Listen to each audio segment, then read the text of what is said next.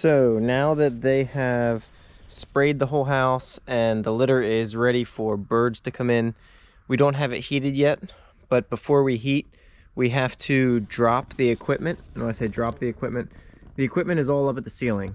So yellow water lines, red feeder lines. There are 2 water lines and a feeder line there, 2 water lines and a feeder line on this side. We need to drop all that because in one half we'll have the chickens as they start, the little chicks, and the other half won't have any birds. So what we'll do is we'll drop that curtain down. That curtain will keep the heat all on this side, down through here.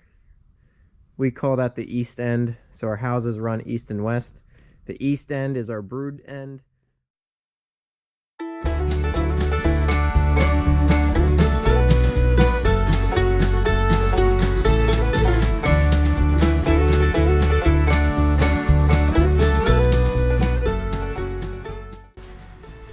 I will say one thing you do learn to become more efficient. When we have these feeder lines going down, eventually they will be on the ground. And these are the pans where the feed will be. Chickens will be able to eat out of here. But we also have these tubes. I put it about, I don't know, about the height of my stomach so I can go down through and flip these down. So what these will do is add extra feed. We will actually put a flat in this area. It'll be on the floor, but we'll put a flat, and then underneath this line there is a hole so that feed, there's also a hole inside of this one, feed drops down. But as we have little chicks in, we want extra areas for feed, so we'll turn this sideways, let it fill up, and then we'll actually turn it down like that so that there'll be a little bit of feed here with a flat underneath. So we'll turn it down when they're ready to go, but when we initially run feed out, we have to turn them sideways. It's a lot easier for me to do it at this height, I don't know, 3 feet or so, than if I run them to the floor and I'm bending down to pick them up, turn these at floor height. I'm getting old, hate to admit it, but you got to do things that are easier sometimes.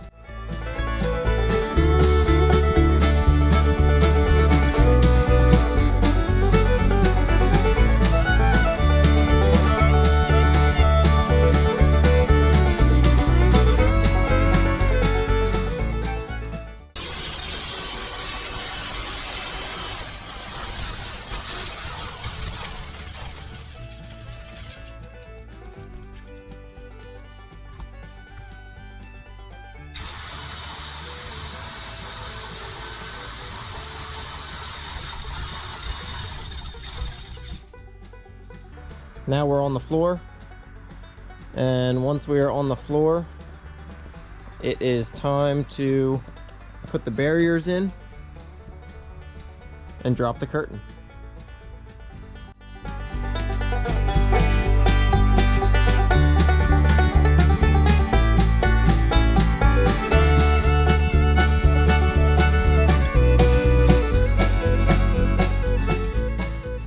I'll show you what it's like to put the hoppers on.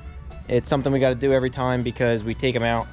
You can't have the hoppers on top of the feed lines, because if you did that, the feeders would be going up to the ceiling, and as they go up, you'd have a hopper on there that would go against the ceiling. So hoppers come off, we do the reverse, feeders down, hoppers on, and then we'll be ready to put some feed out.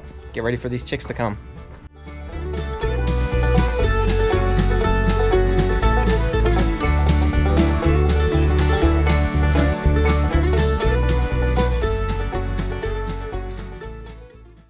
So once we got the hoppers on, we're ready to start the feed running in from the outside.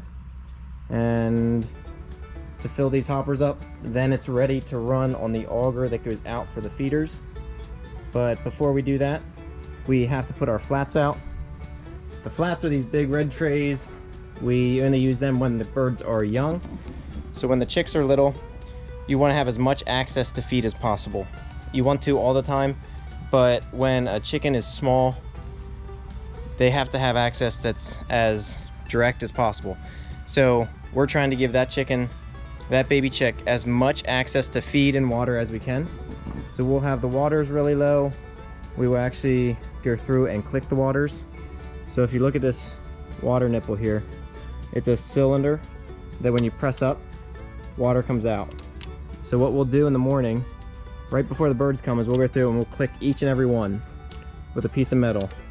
And when you click them like that, there's a little droplet that forms on the bottom.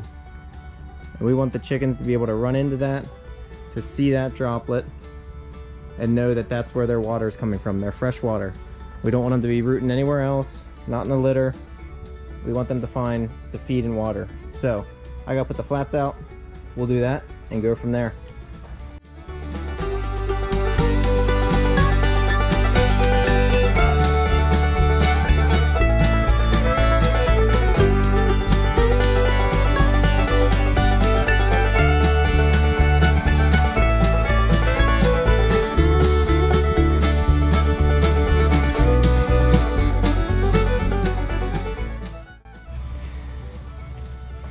So you'll have to pardon my appearance. It's a little hot in here, but we're reaching towards 90. Now all the flats are out. Now that the flats are out, we can turn the intake motors on to fill these hoppers. Once the hoppers are full, we'll turn the feed lines on out to the flats and the pans. But as I said, it's 90 degrees in here. The heaters, you can see the flame down through there. Heaters are preheating the house. There's 4 of them. Each one is over 100,000 BTUs. So a lot of heat being cranked out, and it's, I don't know, maybe 6 o'clock at night, but chickens come tomorrow. So we're gonna get our stuff done while we can. There's a lot of work on a farm, and people would often look at this and say that they think we're like a commercial farm, but in reality, it's me, my father, my brother. My mother was actually out helping today too. Our wives help as well. And my oldest is 4. So waiting for the day that he can join, pick up the slack a little bit and help out. So it's always fun. I grew up here. It's what we do. It's what we know.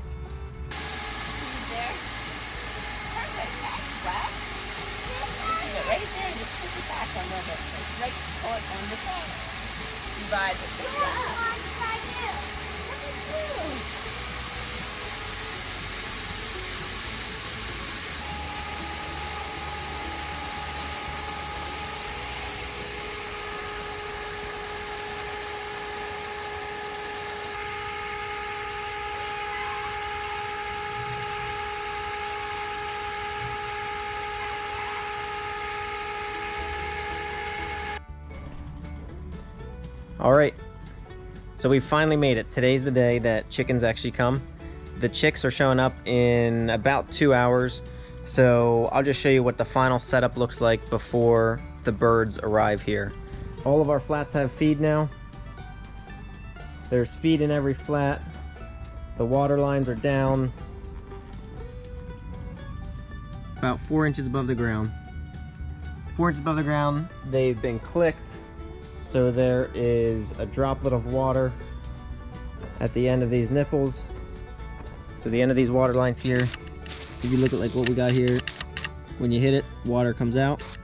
We want the chickens to be ready to be eating and drinking as soon as they arrive. We will actually put the chicks right on top of the feed. Again, we're looking for easy access. So if you can see here, the lip is maybe 1.5 inches for them to reach over. Easy access. As the birds grow, all of this equipment lifts up to the ceiling, and we'll be doing that as they grow. But for now, we want easy access to both feed and water, which are right at the ground for when the birds show up.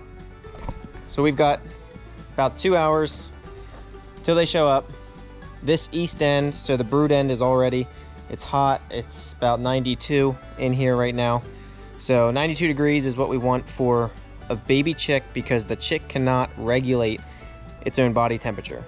So we're trying to create a good environment for a bird to grow healthy. Feed, water, air quality, temperature, all things that we think about, all things that we're trying to get at an optimal point for that chicken to grow. With heaters in the middle They are infrared radiant heaters. They can heat the whole way out to the wall. And we are looking to create that nice, healthy environment. Again, the citric has been sprayed. If we look closely here, the heaters have dried it up, so it really crumbles apart. But we like to keep that thin layer. There's a thin layer on top, and then all our dry litter. So that litter has been almost sealed with the citric that is on top. That citric prevents the ammonia from escaping and damaging respiratory tracts, eyes, ears, mouth, throat, stuff like that for the bird. Because it's always a trade-off. If we turn fans on, we move fresh air, but then we're bringing cold air in. In the wintertime, that's always our trade-off. We also have all the windows closed. All the windows are closed because when we bring the birds in, we unload them from a trailer, and we're gonna have the lights very dim, almost dark.